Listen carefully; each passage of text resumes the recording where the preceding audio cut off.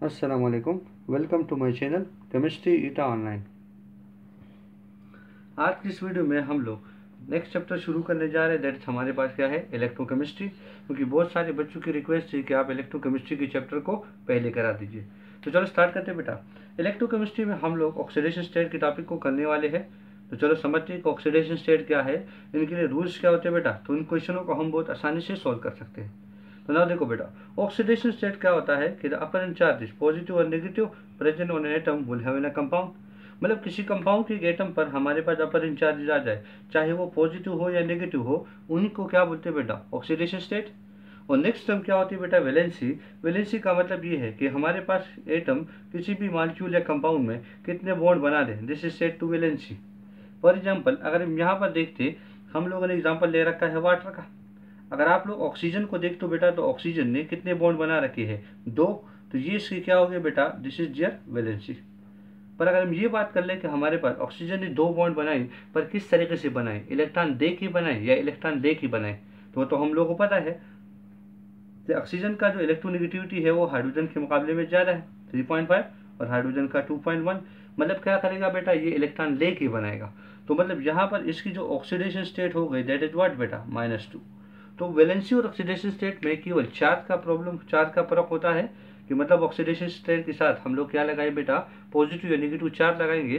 पर वैलेंसी के साथ ये लगाने की जरूरत नहीं है, क्योंकि वो सिर्फ आपको नंबर इंडिकेट कर रहा है कि ये एटम कितने बॉन्ड बना रहा है। तो मेन फर्क है कि वैलेंसी और ऑक्सीडेशन स्टेट में आप लोगों को फर्क वाजिब होना चाहिए। अब रूल्स पर आते हैं बेटा, थोड़ी रूल्स को डिस्क्राइब करते हैं, जिसके बाद हम क्वेश्चनों को सॉल्व कर लेंगे। नाउ रूल्स पहला ये हमारे पास है कि अगर हम लोग ऑक्सीडेशन स्टेट किसी नेटिव एलिमेंट के लिए ले या होमो एटॉमिक मॉलिक्यूल के लिए लेंगे, वो जीरो ली जाएगा।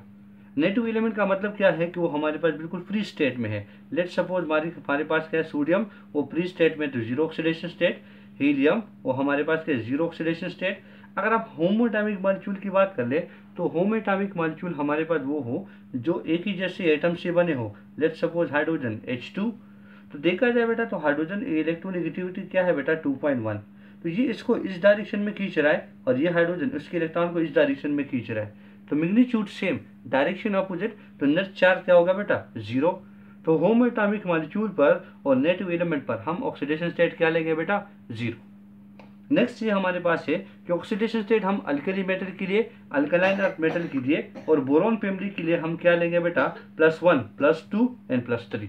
मतलब हमारे पास जो अल्कली मेटल है, तो alkali metal include lithium, sodium, potassium, rubidium, caesium and francium. इसके लिए ऑक्सीडेशन स्टेट क्या लेंगे बेटा, +1।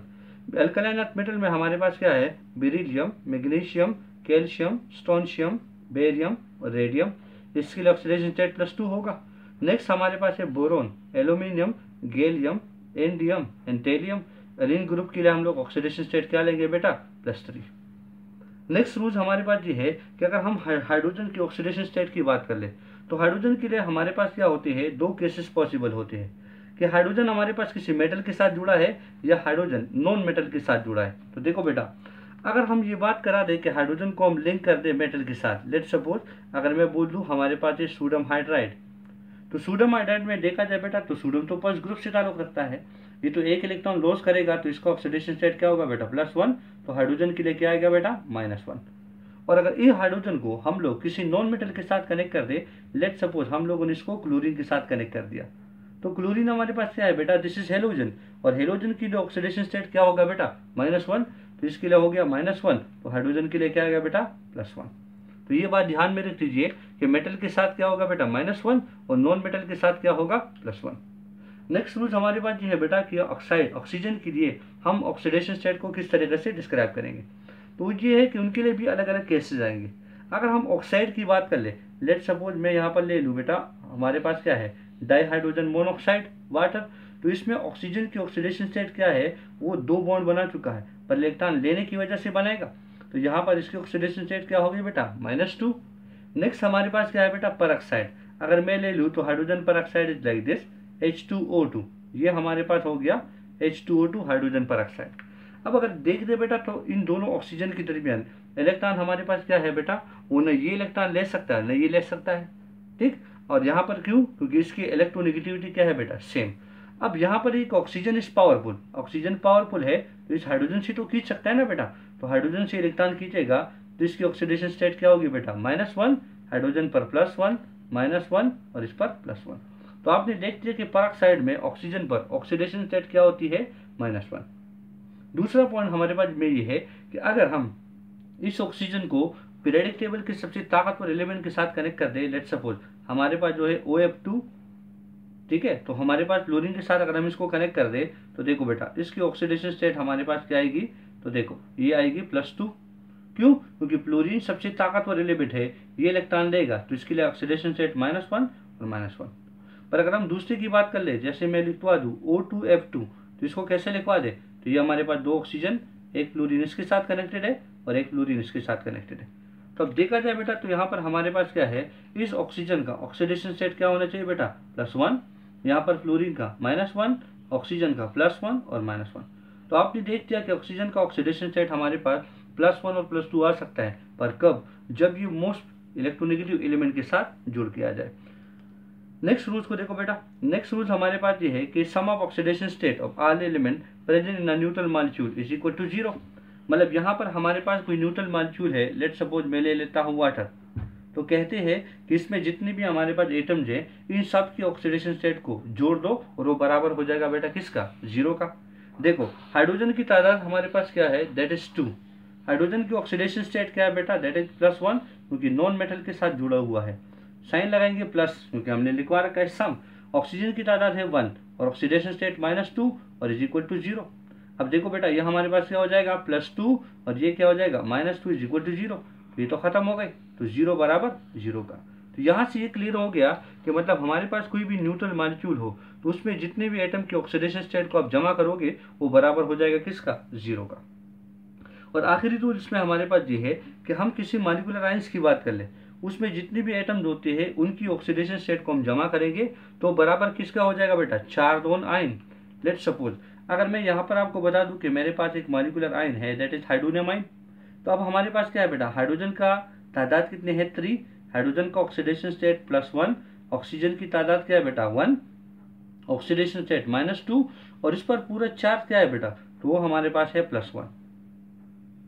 नाउ अब इसको सोल्व कर दे तो +3 आ गया, इससे -2 इज इक्वल टू +1, तो ये क्या आ गया बेटा, हमारे पास आ गया ये +1 इज इक्वल टू +1।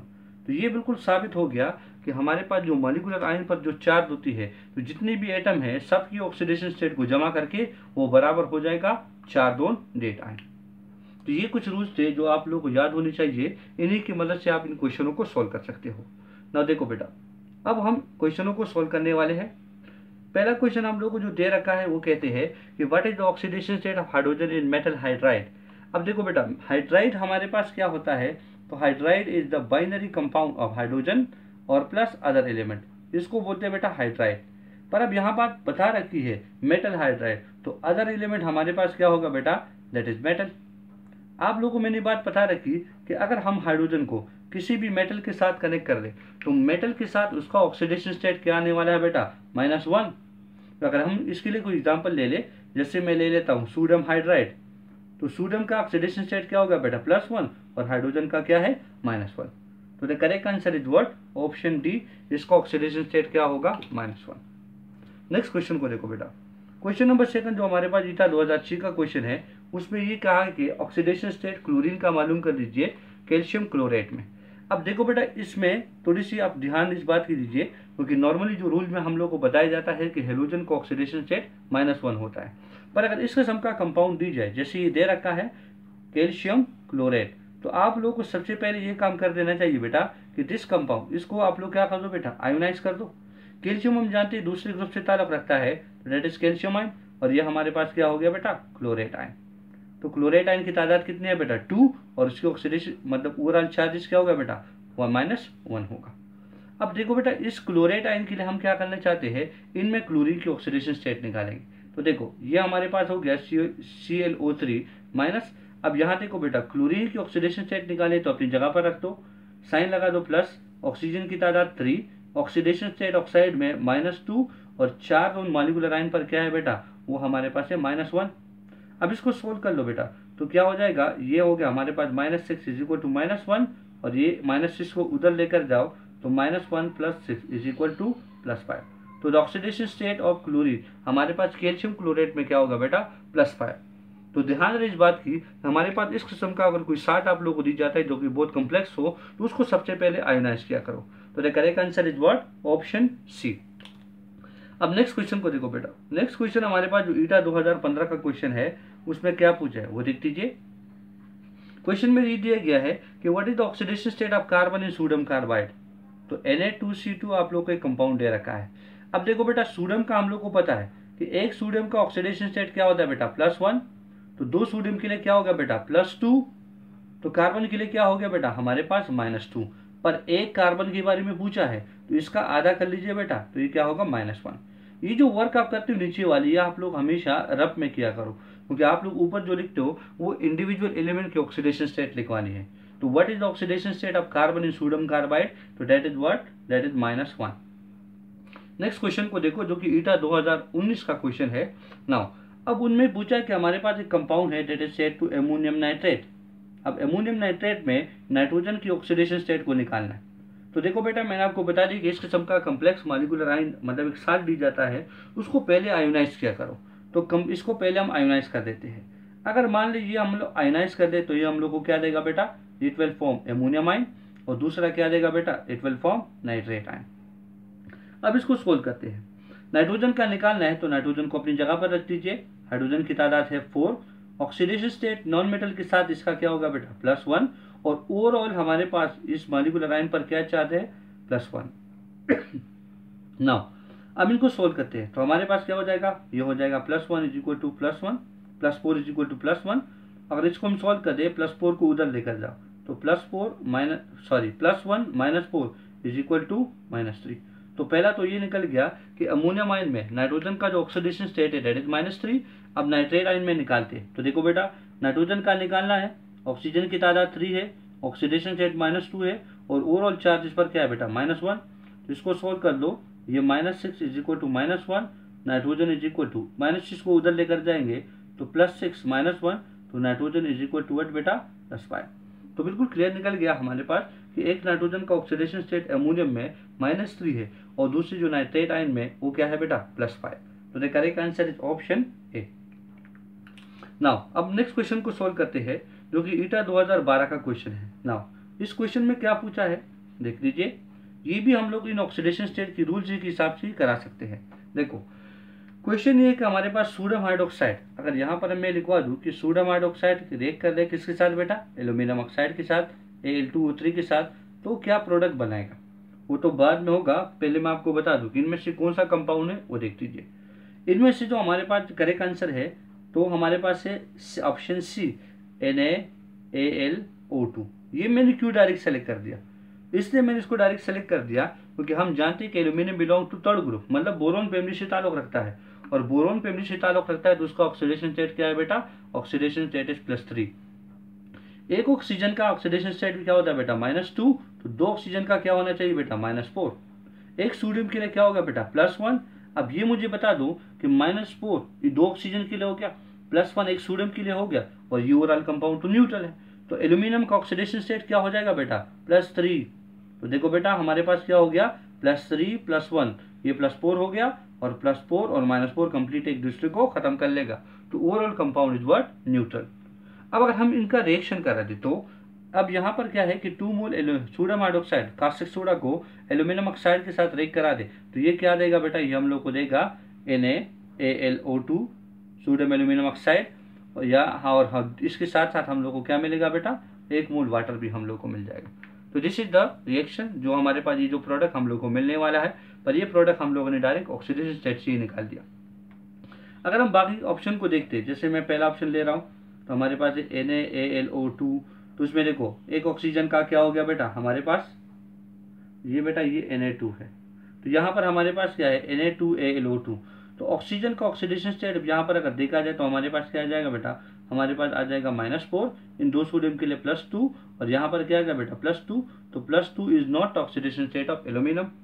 अगर हम बी ऑप्शन को देखें तो हमारे पास क्या है Na3Al2O6। 6 ऑक्सीजन के लिए हमारे पास ऑक्सीडेशन स्टेट क्या होगा बेटा, 1 के लिए -2 होता है, 6 के लिए क्या होगा -12, एक सोडियम के लिए हमारे पास +1 और 3 के लिए +3। तो अब मुझे बता दीजिए कि एल्यूमिनियम का ऑक्सीडेशन स्टेट क्या आ गया। तो +3 और -12 के इसके न्यूट्रलाइज कर देना है।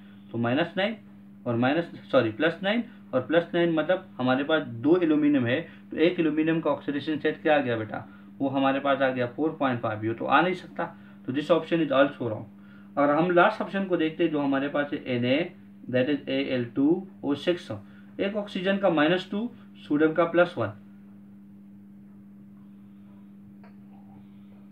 तो अब मुझे बता दीजिए कि यहाँ पर टोटल 6 ऑक्सीजन के लिए कितना हो गया, -12। तो एल्यूमिनियम के लिए कितना हो जाएगा बेटा, यहाँ पर आ जाएगा +11, और +11 को 2 पर डिवाइड कर लीजिए तो आंसर आ जाएगा 5.5। ये भी गलत है। तो the correct answer is what, the correct answer is NaAlO2, जिसमें एल्यूमिनियम का ऑक्सीडेशन स्टेट क्या होता है बेटा, दैट इज +3। तो उम्मीद है आप लोगों को वीडियो अच्छी लगी होगी। Thank you for watching my video. Allah Hafiz.